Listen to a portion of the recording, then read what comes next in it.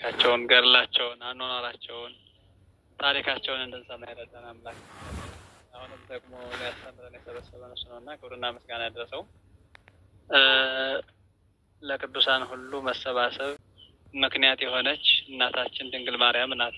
ክርስቶስ ሰው ባይሆን ስርዓተ ቤቱናን በገዳመ ቆሮንቶስ ባያስተምር ስርዓተ ምንኩስናን በአክሊለ ሶኩን በቀራንዮ ላይ በኮረብታው ላይ ባያስተምር ሰዓት ባልኖሩ ነበርና በዚያ ነውና እመቤታችን ድንግል ማርያም በተሰጣት ጸጋ ክብርና ምስጋና ያድረሳት። ሌሎችም ቅዱሳን በተሰጣቸው ጸጋ ምስጋና ያድረሳቸው። የኢየሱስ ክርስቶስን ማንነት ደግሞ በመጽሐፍ ቅዱስ እያየን መጥተናል ማለት ነው። ዘእንበለ ኃጢአት ወተወልደ በቤተልሔም እንደኛ ፍጹም ሰው ሆነ ወኮነ ሰብአ ዘእንበለ ኃጢአት ባሕቲታ ይላል ሊቁ አባ ማነው ቅዱስ ኤፍሬም። ክርስቶስን ሰው መሆን ሲናገር ከኃጢአት ብቻ በቀር ያለ ኃጢአት እንደኛ ሰው ሆኗል። ኃጢአት የማይስማማው መለኮት ኃጢአት የሚስማማውን ስጋ ተዋህዶ ሰው ሆኗል። ኃጢአትን ግን አላደረገም ነው። ከኃጢአት በቀር በነገር ሁሉ እንደኛ የተፈተነ ነው እንጂ በድካማችን ሊራራልን የማይችል ሊቀ ካህናት የለንም ይላል ዕብራውያን 4:15 ላይ እና በንስሐ የምናገኘው የኃጢአት ይቅርታ እርሱ ተበዳይና ይቅርታን አድራጊ ሆኖ እውነት ነው። የተበደለ ራሱ ነው፣ እግዚአብሔርን ነው። ማን በደለው ሲባል እኛ የሰው ልጆች አዳምና ሔዋን፣ ከዚያም ሲቀጥል ትውልዱ በአዳምና በሔዋን ኃጢአት ወድቋል። እንግዲህ እግዚአብሔርን ያህል ጌታ ያስቀየምነው የበደልነው እኛ የሰው ልጆች ነበርና ነው። እሱ ግን ይቅርታን አድራጊ ነው፣ ይቅር ባይ ነውና ይቅር አለን ነው። የሚሰጠን ክርስቶስ ራሱ ይቅር አድራጊ ሆኖ የሚሰጠን ክርስቶስ ራሱ ነው። በዚህ ወቅት ክርስቶስ ወደ ማንም የሚያቀርበው ጸሎትና ምልጃ ግን አለመኖሩን ልብ ልንል ይገባናል። ምክንያቱም ከትንሣኤ በኋላ ከዕለተ ዓርብ በኋላ ክርስቶስ አማላጅ አይደለም፣ ክርስቶስ ተማላጅ ነው። ክርስቶስ የእኛን ጸሎት ተቀብሎ ችግራችን የሚፈታ የችግራችን መፍትሄ ነው እንጂ ከትንሣኤ በኋላ እንደማንኛውም ከመስቀል በፊት ያደርገው እንደነበረ አማልድም ማለት ነው። ያማልድም አላየነውም፣ አልሰማነውም። እነዚህ ሰዎች ይቅር በላቸው አምላኬ ሆይ ይቅር በላቸው የማያውቁት ነው አባት ሆይ እያለ ሲል የነበረ በስጋው ነው። ከመስቀል በኋላ ግን ምንም ነገር የለም። ስለዚህ ምልጃና ጸሎትና ምልጃ ግን አለመኖሩን ልብ ልንል ይገባል። እዚህ ላይ የክርስቶስ የሆነውን እኛ ክርስቲያኖች በኃጢአታችን ተስፋ ቆርጠን እንዳንጠፋ የንስሐ ዋስትናና ተስፋ ያለን መሆኑን ሲያጠይቅ ቅዱስ ዮሐንስ በመልእክቱ እንዲህ ብሎናል። ልጆቼ ሆይ ኃጢአትን እንዳታደርጉ ይሄን እጽፍላችኋለሁ ይላል። ይሄ እንግዲህ አስቀድሞ አጥር ነው። ኃጢአት ምን ያህል እንደሚያወሳቁለንና ኃጢአት ከእግዚአብሔር ጸጋ የሚለየን መሆኑን ልጆቼ ሆይ ኃጢአትን እንዳታደርጉ አለ። ይሄን እጽፍላችኋለሁ። ቤተ ክርስቲያኒቱ የምታስተምረው ይሄንን ነው። ልጆቿን አስቀድማ ከኃጢአት ባርነት ለመጠበቅ የኃጢአት ተገዦች ባሪያዎች እንዳይሆኑ ታስተምራለች እና ቅዱስ ዮሐንስ ልጆቼ ሆይ ኃጢአትን እንዳታደርጉ ይሄን እጽፍላችኋለሁ። ማንም ኃጢአትን ቢያደርግ ይላል፣ ማንም ኃጢአትን ቢያደርግ ከአብ ዘንድ ጠበቃ አለን፣ እርሱም ጻድቅ የሆነ ኢየሱስ ክርስቶስ ነው። እርሱም የኃጢአታችን ማስተስሪያ ነው፣ ለኃጢአታችንም ብቻ አይደለም፣ ነገር ግን ለዓለሙ ሁሉ ኃጢአት ነው እንጂ ነው። እንግዲህ ትናንት ስናየው እንደነበር ጠበቃችን፣ ዋስትናችን ሰው ሆኖ የተሰዋልን ራሱን አንድ ጊዜ የሰዋ መድኃኔዓለም ኢየሱስ ክርስቶስ መሆኑን ነው። ስለዚህ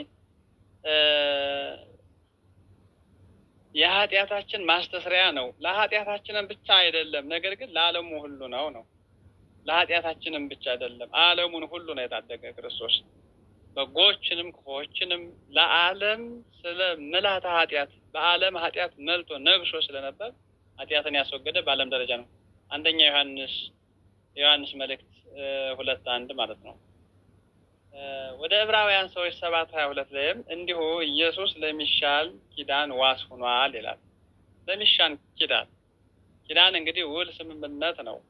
ቃል የሚለውን ደግሞ በቃል የሚነገር ብለን ቃል ኪዳን የሚለውን አይተናል እና ለሚሻል ኪዳን በአዲስ ኪዳን የምንለው አዲስ ውል፣ አዲስ ስምምነት ክርስቶስ ወደዚህ ዓለም መጥቶ ደሙን አፍሶ ስጋውን ቆርሶ በሱ ደም ፈሳሽነት በወይዘ ደሙ ቅዱስ አንጽሖሙ ለማህይምናን ምዕመናንን በደሙ ፈሳሽነት ቀደሳቸው፣ አነጻቸው እንደተባለ ማለት ነው። ስለዚህ ጌታችን መድኃኒታችን ኢየሱስ ክርስቶስ ለሚሻል ኪዳን ዋስ ሆኗል። ይሄም በክርስቶስ በማመናችንና ልጆች በመሆናችን ለክርስቲያኖች የተሰጠ ልዩ ጸጋ ነው። ላላመኑት ይሄ ዋስ ጠበቃ፣ ላላመኑት ይሄ ፍርድ፣ ላላመኑት ይሄ ጸጋ ሊሰጣቸው አይችልም። ስለዚህ በክርስቶስ በማመናችን የክርስቶስ ልጆች በመሆናችን የክርስቶስን ስራ በመስራታችን የክርስቲያንነትን ስራ በማድረጋችን ለክርስቲያኖች የተሰጠን ልዩ ጸጋ ነው። ጠበቃ ማለቱ ክርስቶስ የሚከራከር ሆኖ ሳይሆን ክርስቶስ እንደ ጠበቃዎች የሚቆምልን ሆኖ ሳይሆን በክርስቶስ የተገኘውን የኃጢአታችን ማስተስሪያ የሆነውን የንስሐ ዋስትና እንዳለን ያጠይቀን ነው። እንግዲህ ንስሐን ያስተማረን ንስሐን የሰጠን ክርስቶስ መሆኑን ነው እንጂ እንደ ጠበቃዎች እንደ ምድራውያን ዳኞች ይከራከራል ማለት አይደለም። ነገር ግን የኃጢአታችን ማስተስሪያ የሆነውን የንስሐ ዋስትና እንዳለን ሲያጠይቅ ነው። ያላመኑ አሕዛብ ግን ስለ ኃጢአታቸው ዋስትና የሚሆን በክርስቶስ የሚገኘው ይህ የንስሐ ጸጋ እንደሌላቸው ልዩነታችን መመልከት ይቻላል ነው። ንስሐ አያስፈልግም፣ ኢየሱስ ክርስቶስ አንድ ጊዜ ሞቶልሃል የሚሉት ራሳቸውን የሚያታለሉ በጊዜያቸው የሚቀልዱ ናቸው። ስለዚህ የእግዚአብሔር ልጆች የእኛ ትልቁ ዋስትናችን ምንድን ነው ከተባለ ንስሐ ነው። ንስሐ ሊቃውንተ ቤተ ክርስቲያን ከሰባቱ ምስጢራተ ቤተ ክርስቲያን አንዱ ነው። ይልቁንም እኛ ለክርስቲያኑ ሶስተኛ ልደት ይሉታል። የመጀመሪያው ልደት መቼ ነው ካላችሁ በእናት አባት በስጋ የምንወለደው ነው። ሁለተኛው በ40 እና በ80 ቀን የሥላሴ ልጅ የምናገኘው፣ ሶስተኛው ደግሞ በኃጢአት ከወደቅን በኋላ እንደገና አዲስ ሰውነት የምናገኘው በንስሐ ስለሆነ ማለት ነው። ይሄ የሚረሳም አይደለም። እግዚአብሔር ይሄን ነው ጠበቃ ያለው ይሄንን ነውና የክርስቶስ የማስታረቅ አገልግሎት የሚሰራው ለምን ያህል ጊዜ ነው ካላችሁ የሚሰራው ለምን ያህል ጊዜ ነው? ይህ በመጽሐፍ ቅዱስ ውስጥ በግልጽ እና በተደጋጋሚ እንደተጠቀሰው አንድ ጊዜ የተፈጸመ ደግሞ ለዘላለም የሚያገለግል ዘላለማዊ አገልግሎት ነው ማለት ነው። የክርስቶስ መስዋዕትነት ዘላለማዊ ነው። የተፈጸመው አንድ ጊዜ ነው። አገልግሎቱ ግን እስከ ፍጻሜ ነው። ክርስቶስ በክብር ትስብእት በግርማ መለኮት እስከሚመጣበት እስከ ዳግም ምጽአቱ ነው ማለት ነው። ወደ ዕብራውያን ሰዎች 9:12 ላይ የዘላለምን ቤዛነት አግኝቶ አንድ ጊዜ ፈጽሞ ወደ ቅድስት በገዛ ደግሞ ገባ እንጂ በፍየሎችና በጥንዶች ደም አይደለም ይላል።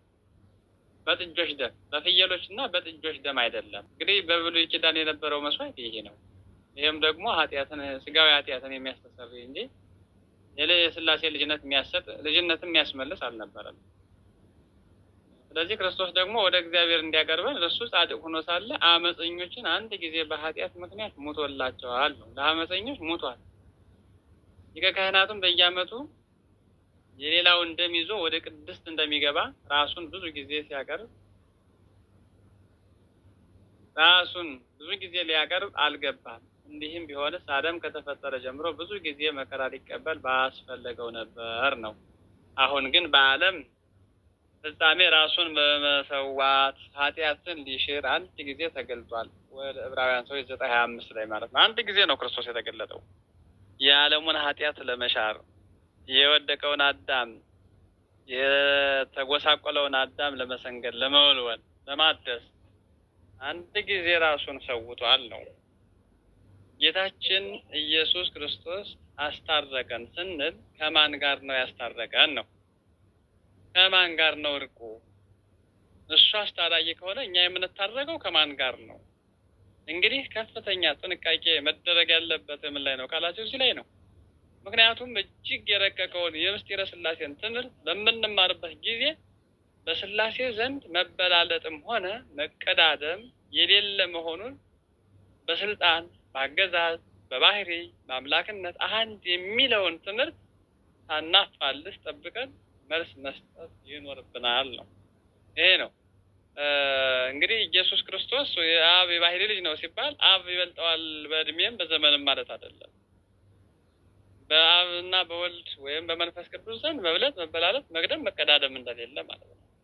ስለዚህ ወልደ አብ ወልደ ማርያም የአብ ልጅ የማርያም ልጅ ኢየሱስ ክርስቶስ በስልጣን ከአብ ጋር የተካከለ አብ በወልድ ወልድም በአብ ውስጥ ህልው ሆኖ የሚኖር ስለሆነ ወልድ ኢየሱስ ክርስቶስ አስታረቀን ስንል ያስታረቀን ከማን ጋር ነው ስንል ከራሱ ጋር ከባህሪው ጋር ነው። ከአባቱ ጋር ከመንፈስ ቅዱስ ጋር ከእግዚአብሔር ጋር ነው። እንግዲህ የአብ ባህሪ የወልድ ባህሪ ነው። የወልድ ባህሪ የአብ ባህሪ ነው። የመንፈስ ቅዱስ ባህሪ የአብ የወልድ የመንፈስ ቅዱስ ባህሪ ነው። በባህሪ አንድ ከሆኑ ከራሱ ጋር ነው ያስታረቀን ነው። የተጣላንም ከሱ ጋር ነበር። የተጋጨነውም መንጋጨት ብቻ አይደለም፣ ወርደን ወድቀን ለ5500 ዘመን መንጸፈዴን ወድቀን በግራ አጋንንት ተጠቅጥቀን የሰው ልጆች እንኖር የነበረ በዲያብሎስ ሴራ ነው። ይሄንን እንደማንሳት እኛን ለማዳን ክርስቶስ ሆኗል ነው። ከእግዚአብሔር ጋር ነው የሚሉት መልሶች የተለያዩ ሳይሆኑ አንድ አይነትና ትክክለኛ ምላሾች ናቸው ነው። ለዚህ ማስረጃ የሆነ ዘንድ በመጽሐፍ ቅዱስ የተጠቀሱትን የሚከተሉትን ቃላቶች ተመልከቱ። ይህን ማየት እንችላለን። ነገር ግን የሆነው ሁሉ በክርስቶስ ከራሱ ጋራ ካስታረቀን የማስታረቅም አገልግሎት ከሰጠን ከእግዚአብሔር ነው ይላል ሐዋርያው ቅዱስ ጳውሎስ። እንግዲህ ከእሱ ጋር እንደታረቅን ማስረጃ ነው እያቀረበልን ያለ። ነገር ግን የሆነው ሁሉ በክርስቶስ ከእርሱ ጋራ ካስታረቀን የማስታረቅም አገልግሎት ከሰጠን ከእግዚአብሔር ነው አለ። ሁለተኛ ቆሮንቶስ 5:18 ላይ በእርሱም በኩል በመስቀሉ ደም ሰላም አድርጎ በምድር ወይም በሰማያት ያሉትን ሁሉ ለራሱ እንዲያስታርቅ ፈቅዷልና ይላል። በእርሱ በኩል በመስቀሉም ደም ሰላም አድርጎ መስቀሉ ላይ በፈሰሰው ደም ሰላም አድርጎ በምድርም ወይም በሰማያትም ያሉትን ሁሉ ለራሱ እንዲያስታርቅ ፈቅዷል ነው። እውነት ነው። የሰው ልጅና መላእክትም ታርቀዋል። በፊት የተለያያችሁትን ክፉ ስራችሁንም በማድረግ በሐሳባችሁ ጠላቶች የነበራችሁትን አሁን በስጋው ሰውነት በሞቱ በኩል አስታረቃችሁ። ወደ ቆላስይስ ሰዎች 1:19 ላይ እርሱም ሁሉን በስልጣኑ ቃል እየደገፈ ኃጢአታችን በራሱ ካነጻ በኋላ በሰማያት በግርማው ቀኝ ተቀመጠ ይለናል። እውነት ነው። ግብረ ዘወሀብከኒ ፈጸምኩ፣ የሰጠኸኝን ድርሻዬን ተወጣሁ፣ አገልግሎቴን ጨረሱ፣ ሙታንን ከሞቱበት አስነሳሁ፣ ከተወደቁበት አመጣሁ። ሲኦልን ራቁቷን አስቀርቷታል። እውነት ነው። የአግቦተ ግብር ይባላል። የባለፈው ዳግም ትንሣኤ የምንለው አግቦተ ግብር ስራውን ሰርቶ ያስረከበበት ለባህሪ አባቱ ውረድ ተወለድ ሙት ተሰቀል ብሎ ለላከው ማለት ነው። ስለዚህ በሰማያት በግርማው ቀኝ ተቀምጧል ማለት ነው። በቀደመ ባህሪውን ድሮም አልለቀቀ። ባህሪውን ሳይለቅ ነው 33 ዓመት ከ3 ወር ሲኖር ከአብ ከመንፈስ ቅዱስ ጋር ለቅጽበት ሳይለይ ማለት ነው። ታዲያ ክርስቶስ አስታርቆናል፣ አማልዶናል ካለ የቅዱሳን አስታራቂነት ምልጃ ለምን አስፈለገ ነው? ክርስቶስ አማላጅ ከሆነ ክርስቶስ አስታራቂ ከሆነ እመቤታችንን በሏት ሌሎችም ቅዱሳን አማላጅ አይደሉም እያሉ ነው መናፍቃን። እንግዲህ ክርስቶስ አማላጅ ከሆነ ነው፣ እሱ ተማላጅ ነው። እኛ የታረቅነውም ከእሱ ጋር ነው እንጂ እሱ አማላጅ አይደለም ነው። ተማላጅ ነው፣ ፈራጅ ነው። ኢየሱስ ክርስቶስ ፈራጅ ነው። አማላጅ እመቤታችን ቅድስት ድንግል ማርያም ናት። አማላጅ ቅዱሳን ናቸው። አሁንም እመቤታችን ቅድስት ድንግል ማርያም ሌሎችም ቅዱሳን በአማላጅነታቸው አይለዩን። ስለሆነም እግዚአብሔር አምላክ ሁላችንንም በአማላጅነታቸው እንዳይለዩን የቅዱሳን ምልጃና ጸሎት ከሁላችን ጋር እንዲሆን የምንለምነው ልመና ሁሉ ቅድመ እግዚአብሔር እንዲደርስ የእመቤታችን እናትነቷ አማላጅነቷ ሳይለየን ሀሳባችን ሁሉ እንዲከናወንልን መልካም ፈቃዱ ይሆንልን። ኢየሱስ ክርስቶስ አማላጅ አይደለም፣ አማላጅ ነው፣ ፈራጅም ነው። መናፍቃን እንደሚሉት አይደለም።